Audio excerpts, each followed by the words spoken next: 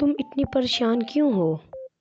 میں نے غلطی کر دی، میں نے سچ نہیں بولا۔ کیا ہوا مجھے بتاؤ۔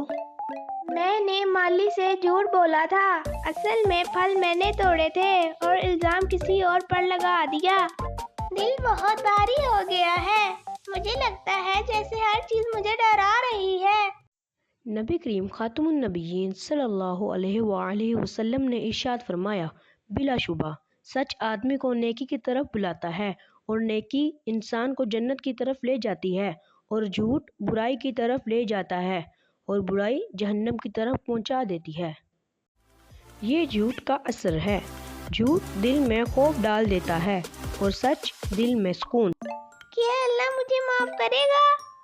اللہ سچ بولنے والوں سے راضی ہوتا ہے۔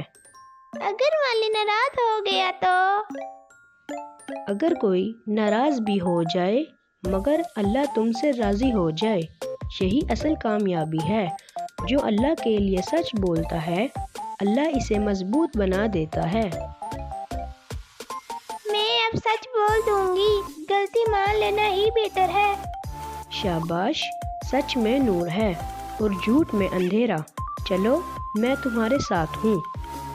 بچوں، ہمیشہ سچ بولا کرو، ایک جھوٹ چھپانے کے لیے 100 جھوٹ بولنے پڑتے ہیں۔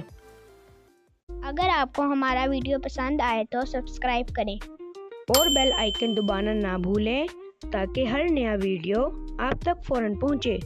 اللہ حافظ، دعاؤں میں یاد رکھنا۔